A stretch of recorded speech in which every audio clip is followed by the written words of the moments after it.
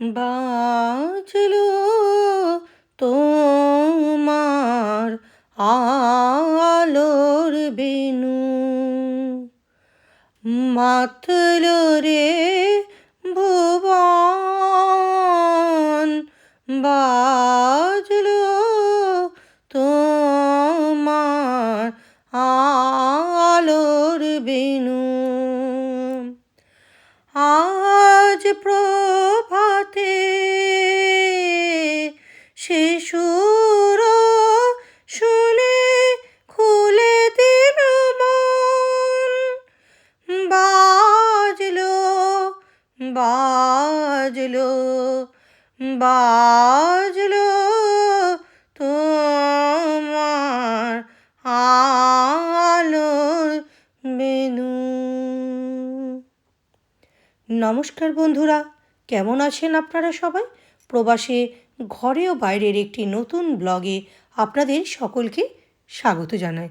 শুভ শারদিয়া বলে এই ভিডিওটা আজকে শুরু করছি। আজ হচ্ছে আমাদের দেশে যদিও পঞ্চমী এবং এখানে শনিবার, তো বাইক রাইডার গ্যাংরা তাই বেরিয়ে পড়েছে তাদের বিভিন্ন গন্তব্যস্থলে। আর আমরা চলেছি আমাদের বাঙালির শ্রেষ্ঠ উৎসব দুর্গাপুজো দেখতে। কারণ এখানে তো জানেন সবাই ব্যস্ত থাকার জন্য এখানে শনিবার এবং রবিবার দুর্গাপুজো পালন করা হয়। তো সেরকমই আমরা আজকে যাচ্ছি একটা জায়গায় যেখানে আজকে হচ্ছে ষষ্ঠী আর সপ্তমীর পুজো, আর রবিবার হবে অষ্টমী, নবমী, দশমীর পুজো। তো সকাল থেকে যদিও আকাশের অবস্থাটা দেখে একদমই কোনো দিক দিয়েই শরৎকাল মনে হচ্ছে না, ঝমঝম করে আকাশ ভাঙার মতো বৃষ্টি হয়ে চলেছে। আর আমরাই তার মধ্যেই একটু গান শুনতে শুনতে দুর্গাপুজোর মনে আনন্দ জুগিয়ে চলেছি নিজেদেরকে উৎসাহ করার জন্য। কারণ এই দুটোই তো দিন আমরা পাবো একটু আনন্দ করে দুর্গাপুজো উপভোগ করার জন্য। যদিও আজকে আমরা ডাবলিনে কোথাও যাচ্ছি না, আমরা এসেছি হচ্ছে আজকে বেলফাস্টে। কারণ এখানে সুন্দর শুনেছি একটা বেঙ্গলি কমিউনিটি আছে, তারা দারুণ পুজো করে। আর বলতে বলতে আমরা পৌঁছেও গেছি। এই যে সামনে চার্চটা দেখছেন, এরই পিছনের দিকে একটা ঘরেতে এরা দুর্গাপুজো করে আর কি। তো যেই শোনা আমরা ভাবলাম যে নিজেদের জায়গার তো পুজো অনেক দেখেছি, তো একটু নর্দার্ন আয়ারল্যান্ডে বেলফাস্টে কেমন পুজো হয় সেটাও দেখে আসি। কারণ নিজের দেশের এখানে আয়ারল্যান্ডের সাথে সাথে আবার ইউকেরও পুজো দেখা হয়ে যাবে। আর ঢুকেই চারিদিকে এই যে একটা পুজোর গন্ধ, আর সঙ্গে তার সাথে দুর্গা প্রতিমাকে দেখেই মনটা একটা অন্যরকম হয়ে গেল। আর এখানকার দুর্গা ঠাকুরটাকে দেখে আমাদের ওখানকার প্যান্ডেলের কথা খুব মনে পড়ে গেল, সেই ঠিক একই রকম রূপ। আর ভেতরটা যেহেতু চার্চের একটা অংশ, তাই চারিদিকে দেখুন সেই বিভিন্ন সময়কার একটা যেন মনে হচ্ছে আবেগ হয়ে চলেছে। তো এখানে তখন পুষ্পাঞ্জলি শুরু হয়েছিল, তাই আমরাও পুষ্পাঞ্জলি দিয়ে দিলাম। তং হি কাত্যায়নী নমঃস্তুতে, নম প্রচণ্ডে পুত্রকে নিত্যং সুপ্রীতে সুরনায়িকে কুলোদ্যত করে চোগড়ে জয়ং দেহি। খুব ভালোভাবেই পুষ্পাঞ্জলিও দেওয়া হয়ে গেল এবং এরপর ওখানকার যে মহিলাদের যে কমিটি ছিল তারা সবাই মিলে এসে ঠাকুরের সামনেই এসে একটু ছবি তুলল। এইখানকার পরিবেশটা দেখেই আমার ঠিক আমাদের দেশের যে শোভাবাজার রাজবাড়ি বা বিভিন্ন রাজবাড়ির যে পুজোগুলো হয় ঠিক সেটা মনে পড়ে গেল।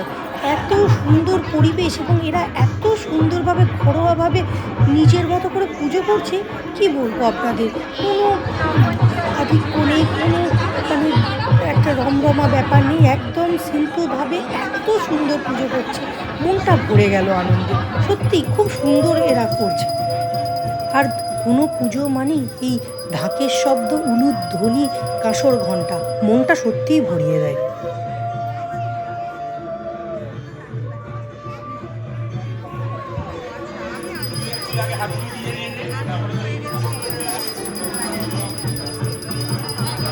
আর ঠিক আমাদের ওখানকার মতোই পরিবেশ, দেখুন সবাই নিজের মতো গল্প করছে, আনন্দ করছে।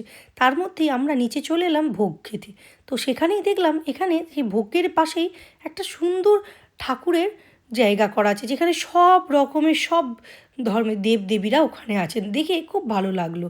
আর এই দিকেতেই আমরাও এখানে ভোগের জন্য লাইন দিয়ে দিয়েছি, কারণ আমাদের তো আবার ডাবলিনে ফিরতে হবে, বুঝতেই পারছেন অনেকটাই পথ। তো তাই জন্যই দেরি না করে ঝটাপট করেই বসে দাঁড়িয়ে পড়লাম আর কি। আর এই ভোগের খিচুড়ি, লাবড়া এসব খাওয়ার মজাটাই আলাদা। গরম গরম খিচুড়ি, লাবড়া আর পায়েস, আহা! সেই আমাদের ওখানকার দেশের পুজোর প্যান্ডেলে ভোগ খাওয়ার কথা মনে পড়ে গেল। এ এক পরম তৃপ্তি। যতই দূরে থাকি না কেন এইসবের কোনো ভাগ হবে না। তাই আবার ওখান থেকে পুজো দেখে আমরা আবার বেরিয়ে পড়লাম আমাদের ডাবলিনের উদ্দেশ্যে। আজকের দিনটা আমরা খুব ভালো করে কাটালাম।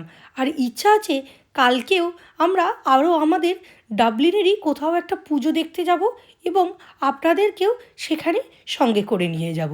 যাই হোক, আজকের ভিডিওটা তাহলে এই পর্যন্তই। ভিডিওটা যদি ভালো লেগে থাকে তবে লাইক করবেন, কমেন্ট করবেন, শেয়ার করবেন। আর যারা এখনও সাবস্ক্রাইব করেননি অবশ্যই সাবস্ক্রাইব করবেন। ধন্যবাদ।